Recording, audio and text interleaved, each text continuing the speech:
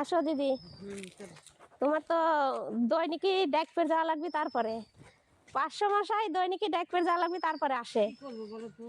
আজকে দেখেন আপনার দাদা কত বড় মাছ নিয়ে, মাছের মাথা নিয়ে চলে আইছে। আমি তো রান্না করছি, এত বড় মাছের মাথা দিয়ে রান্না করি না, কিন্তু ছোট মাছের মাথা দিয়ে রান্না করছি। আজকে কাটতে পারবো কি মাছের মাথাটা? আমি দেখবো চেষ্টা করে, মগুর টুকুর নিয়ে বসি। আজকে পুরো ভিডিওটা দেখতে থাকবেন, আতপ চাল দিয়া আর মাছের মাথা দিয়ে কেমন ভাবে রান্না করতে থাকি। দিদি কি এইভাবে কোনোদিন খাইছো? না, খাইনি আমি। তুমি কিভাবে খাইছো? কিন্তু এখন খাইনি অনেক দিন থেকে। চলো আজকে মজার একটা ভিডিও হবে, রান্না থেকে শুরু করবো একবারে খাওয়া শেষ অবধি। আমি একা একা তো কাটতে পারবো না দিদি, তুমি হচ্ছে এই মাছের চোচাগুলো উঠাই দাও। দুইজন মিলে চোচাগুলো উঠাই। 1 টাকার কয়েন এক একটা। তারপর শিল নিয়ে আসে এটা বাইরে বাইরে কাটবো আজকে। আগে খেয়েছি নদীর মাছ, এখন তো চাষের মাছ খাচ্ছি। এখন আগে হলো চাষ করতো না, এখন নদীতে চাষ করে, কি পুকুরে চাষ করে, খাবার দিয়ে অমুক দিয়ে ধমক দিয়ে, পোল্ট্রির খাবার দিয়ে পুকুরে চাষ করে সব মাছ। এই মাছটার ওজন, পুরো মাছটা নিতে গেলে 8 থেকে 9 কিলো ওজন ছিল। তারপরে পুরো মাথাটা নিয়ে আইছে আমাদের এই মুড়ি ঘন্ট খাওয়ার জন্য। আমার ঠান্ডা লাগছে, কথাটা ভালো বেরোচ্ছে না, নাকের মধ্যে যাচ্ছে। 1 টাকার কয়েন সব সারানো হয়ে গেছে, এখন দেখি এখন কাটার পালা। দিদি তুমি মুগুনি কইছো? মুগুনে বসছি, পারবো না ওই জন্য তো। ধরতে হবে না, দাও এই জায়গা বাড়ি দাও।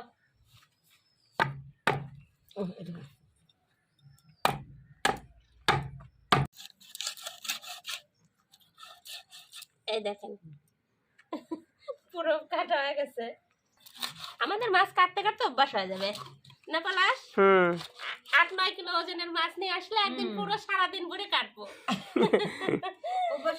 কাটতে কাটতে অভ্যাস হয়ে যাবে। খালে কি সেদিন মাছ কাটার ভিডিও করবো না? না, সবাইকে আগে কাটতে পারে, চেষ্টা করতে করতে সব পারা যায়। আমি আগে পারতাম না।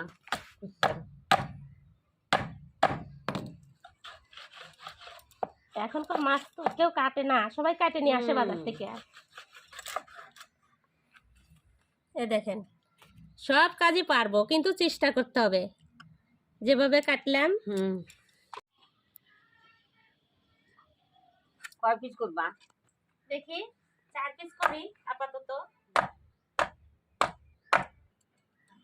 আমার পুরো গায়ে রক্ত পড়ে গেল। মাছ কাটতে হয় চান করার আগে। আজকে সবজি টবজি বেশি কাটা নাই, ওই জন্য দিদিকে ওই জায়গায় বসায় রাখছি। নাহলে তো এতক্ষণ আমাকে সবজি বানাতে দিয়ে দিতাম। আজকে এই জায়গায় আমাকে বসে একটু হেল্প করো। এই দেখেন মাছটা একদম টাটকা, মাছের কালার দেখে আর রক্ত দেখেই বোঝা যায় যে কতদিনকার মাছ। মনে হয় কালকে ধরা মাছ আজকেই আমাদের পাইছে বাজারে। এখন ধুয়ে নিয়ে চলে আসি রান্না করে, চলেন। আজকে সবজি বানানো নাই, তাও আমাকে বানাতে দিয়েছো প্লিজ। পেঁয়াজ আর লঙ্কাটা বানাও। এদিকে আমি আখাটা ধরায় দেই, তুমি পেঁয়াজ আর লঙ্কাটা বানাও। আমাদের এদিকে ঠান্ডা কমে গেছে, দেখেন কত রোদ উঠে গেছে, ঠান্ডা মনেই হয় না আর। ঠান্ডা তো নাই, এবার খুব জোর গুনে মনে হয় 7-8 দিন ঠান্ডা লাগছে। আমরা মায়াপুর নবদ্বীপ ঘুরে আসলাম, বন্ধুদেরকে বলিনি, এখন বলছি ওই জায়গায় ঠান্ডাই নাই একদম। আমরা পুরো ব্ল্যাঙ্কেট নিয়ে গেছিলাম, যতই হোটেলে পাওয়া যায় তাও নিয়ে গেছি, কিন্তু ঠান্ডাই নাই। ওইখানে যায় একটা চাদর আর একটা শাড়ির উপরই চাদর ঠিক আছে, সোয়েটার মাটার পরতেই হয় নাই।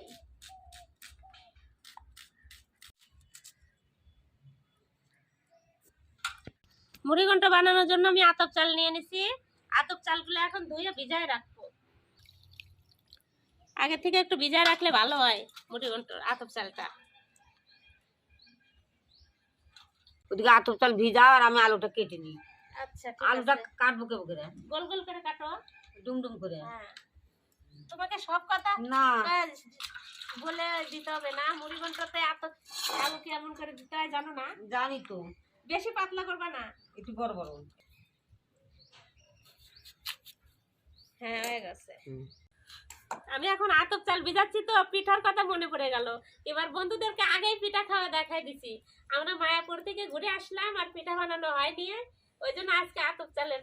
কার কার বাড়িতে পিঠা হয়েছে একটু কমেন্ট করে জানাবেন। আমাদের বাড়িতে তো হয় নাই, এমনি আমাদের নিয়ম যেটা সেটা করেছি। এমনি নতুন খোলা পোড়াতে হয় ওইটা করলাম, কিন্তু ভিডিও করি নাই ওইটাতে। আতপ চাল ভেজানোর পরে এতগুলো কথা মনে পড়ে গেল। এই যে আমি আতপ চাল ভিজা রেখে দিলাম, এটা থাক। পাশা তুমি পিঠা বানাইছিলে? বানাইছি, আমি শুধু খোলা পড়াইছি, আমার বেটিরা আসবে তখন আমি বানাবো। তুমি তাহলে আমার মতো না, আমার হ্যাঁ। মতো তার তুমি ঘুরতে যাও নাই। না। আমরা ঘুরে এসে দুর্বল হয়ে গেছি। এটা আমার মেয়েদের জন্য। আমার কড়াই গরম হয়ে গেছে, এবার তেল দিয়ে দেবো, সর্ষের তেল দিয়ে দেবো। আজকে হাওয়া নাই, তাও আখাটা নেমে যাচ্ছে। 2-3 দিন পরে আখা ধরাইছি তো, আলুগুলো ভেজে নেই।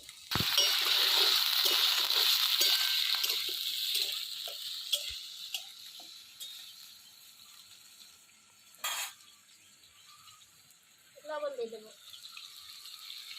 আলুতে অল্প লবণ দেবো, হলুদ দিয়ে দিলাম।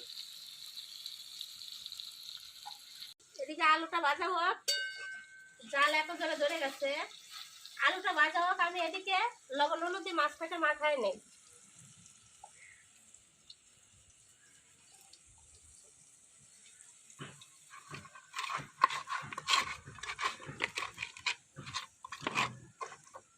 এই মাছটা দিয়ে মুগের ডাল রান্না করলে ভালো হতো। আজকে আবার আমার মুড়ি ঘন্ট খাওয়ার ইচ্ছা করলো, তাই করি। মুড়ি ঘন্টটা অনেকভাবে রান্না করা যায়, আজকে একটা রান্না করব, এটা অনেক আলাদা।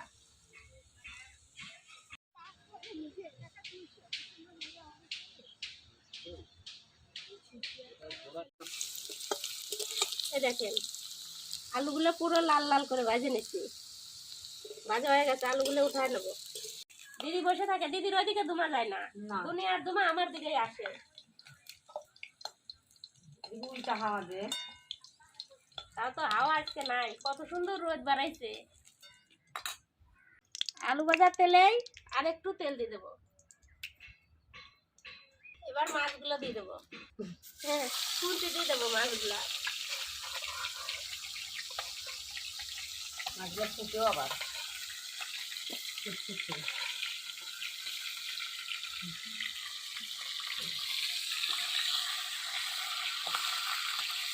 আমার এত বড় কড়াই, তাও কড়াই দেখেন কড়াই ভরে গেছে। মাছ কড়াইতে দিয়ে মনে পড়ে গেল দিদি বিরিয়ানির কথা। মাছের বিরিয়ানিও বানানো যায়। সুন্দরবন আমরা যে সময় গেছিলাম ওই সময় ইলিশ উৎসব ছিল না, অন্য টাইমে গেলে ওই মাছের বিরিয়ানি করে খাওয়া দেয় ইলিশ উৎসবে। আমরা একদিন বানাবো মাছের বিরিয়ানি। ঠিক আছে, আমি তো জানি পোলট্রির হয়, মাছে তো এগুলো আমি তো জীবনে শুনিনি। আরে বিরিয়ানি করলে সব কিছু, আলু বিরিয়ানি। আর আমাদের পলাশের বাবা তো মাংস খায় না, একদিন ডিম বিরিয়ানি বানাবো। ও ডিম বিরিয়ানি বানালে ও খেতে পারবে। ডিমেরও হয় না? হ্যাঁ ডিমেরও হয়, বিরিয়ানি সব কিছুরই হয়। নবদ্বীপ যায় মায়াপুর যা বিরিয়ানি খেলাম, পনিরের বিরিয়ানি, কিন্তু ওইটা এত টেস্ট, আপনারা গেলে খেয়ে দেখবেন। ওই মন্দিরের ভিতরে দেখবেন পনির বিরিয়ানি করে, কিন্তু এত টেস্ট, খুব ভালো, খেয়ে দেখবেন আপনারা গেলে। লাল লাল করে ভাজা হয়ে গেছে, বাপরে বাপ, মাছের চোখ ফুটছে। মাছগুলো ভাজা হয়ে গেছে, তুলে নেব।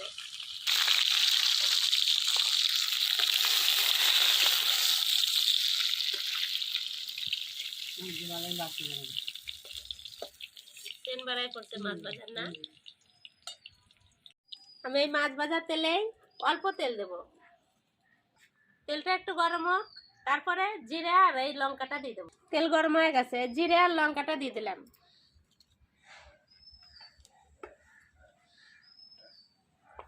দিদি পেঁয়াজ কেটে দিল, কুচনো পেঁয়াজটা দিয়ে দিলাম।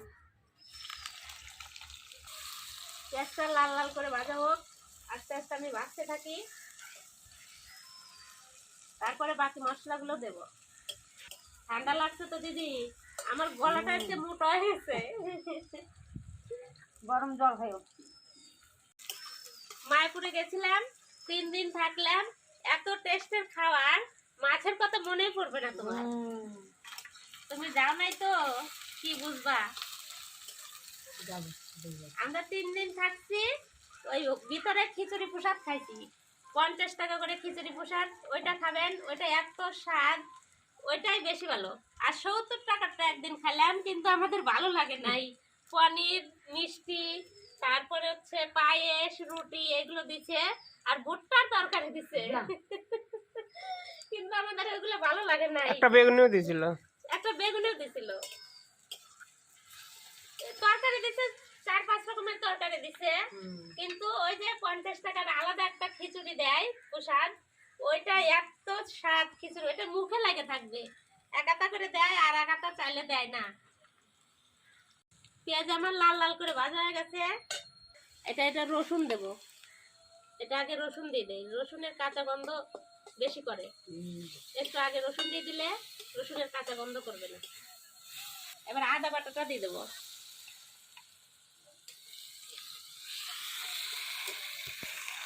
দিদি তুমি এবার আস্তে জাল দিবা, বেশি জোরে জাল দিবা না। আমার মশলা যত ভাজা ভালো হবে তত টেস্ট লাগবে। এবার লঙ্কা বাটাটা দিয়ে দেবো।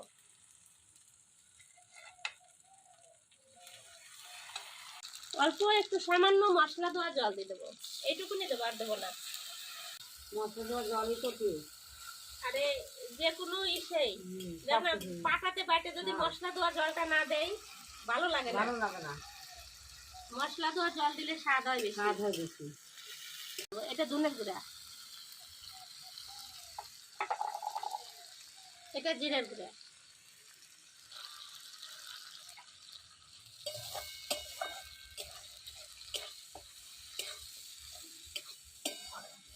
বাকি মশলা দেওয়ার পরে দেখো সেন্ট কি সেন্ট বেড়াই দিচ্ছে। এবার মেন জিনিসটা দেব, লবণ। এটাই মেন জিনিস। একটু হলুদ দিয়ে দেবো।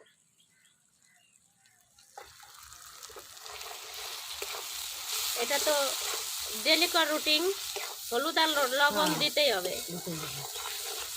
সেন বেড়ে গেছে পেঁয়াজের। পেঁয়াজ একবারে বেরেস্তার মতো ভাজে নিয়ে সব বাকি মশলা দিছি। দেখেন মশলাতে তেল ছাড়ছে কত সুন্দর, বুঝা যাচ্ছে না তেল দিয়েছে। পেঁয়াজের কোনো না চিনি নাই, না, লঙ্কার জ্বালা আমার লাগে না। এই যে আতপ চালগুলো ভিজা রাখছিলাম, এবার আতপ চালগুলো দিয়ে দেবো।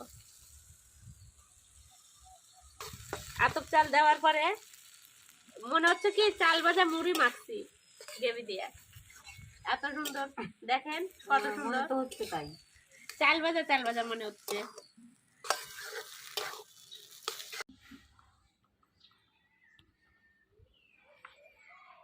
আতপ চালের মুড়ি মাখানো হয়ে গেছে। এবার আর মাথাগুলো দিয়ে আবার একটু কষাবো।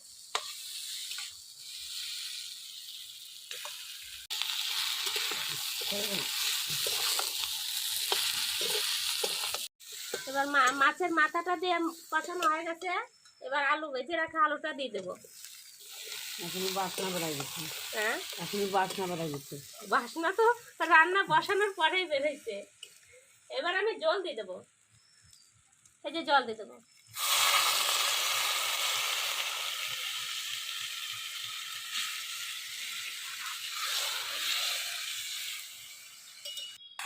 আর একটু জল দিয়ে ঢাকা দিয়ে দেবো। এই যে কয়টা চিরা কাঁচা লঙ্কা দিয়ে দেবো।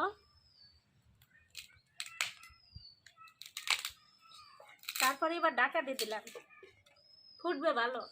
দিদি তুমি এবার জাল দিতে থাকো, আবার বেশি জোরেও দিবা না। মেলার সময় তো হয়ে গেল, এখন দেখি উতলা করে দেখি কত দূর আমার মুড়িঘণ্ট। এই দেখেন রিপ করে জাল দিচ্ছি।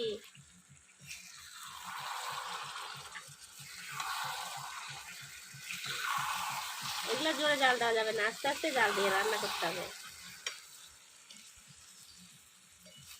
পাড়ার লোক চলে না আসে দিদি, উতলা করার পরে তাকাই যাচ্ছে না। তোমার বেশি লাগবে আজকে কিসের জন্য? আমার দিকে হাওয়া বেশি না, আর আমি আজকে বুঝতেই পারছি না। আজকে সেন্টটা আমিই পেলাম। তোমার দিকে সব হাওয়া যাচ্ছে। সামান্য চিনি দিয়ে দেবো, চিনি পরে দিতে হয়, চিনি যদি আগে দেই না চালটা গলবে না। বুঝবে না। এখন জাল দিচ্ছি না, জালটা বন্ধ করে দিছি, হয়ে গেছে। এখন গরম মশলা দিয়ে দেবো। এখন ঘি গরম মশলা দিয়ে নামা দেবো। দিদি মুড়ি ঘন্টার সেন্ট পায়া পায়াকে গুছায় নেই, থাকতে পারছি না সেন্টে। সেন্ট আর থাকতে পারছে না। এখন তো ঠান্ডার দিনে ঘি জমে গেছে।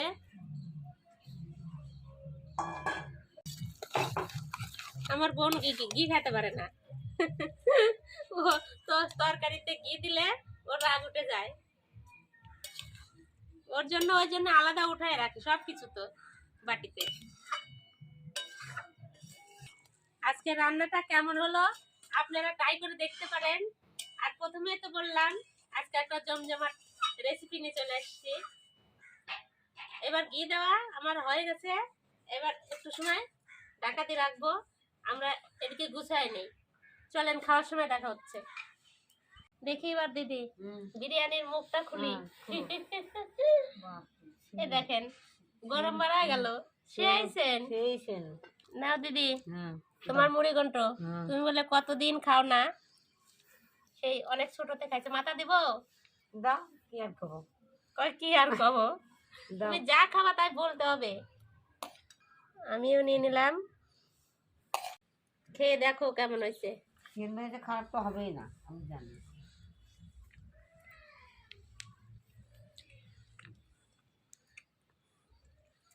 আমার বিয়েতে মালদাতে এরকম হোটেলে মুড়ি ঘন্ট খাইছিলাম বুঝলা, আর আজকে খেলাম। খাইছি কিন্তু এত বড় মাছের মাথা দিয়ে খাই নাই, ছোট মাছের মাথা দিয়ে খাইছি। সত্যি ভালো হয়েছে, সত্যি ভালো হয়েছে। তাহলে আপনারা বলবেন না যে ভিডিওতে বলে যে ভালো হয়েছে ভালো হয়েছে। সেই ভালো হয়েছে। আমাদের ভিডিওটা ভালো লাগলে চ্যানেলটাকে সাবস্ক্রাইব করে দিবেন। ওটা বলে সাবস্ক্রাইব না কি করলে তো আমার আর মুখে আসছে, আমি ভুলে গেলাম কি করা লাগে। দেখো কি সুন্দর গলেছে। কাঁটাটা মাঝখানে দিছি বলে গলছে। দেখো সেই তেল, দেখো তেল ভিতরকার তেলগুলো কত তেল। বাড়াচ্ছে।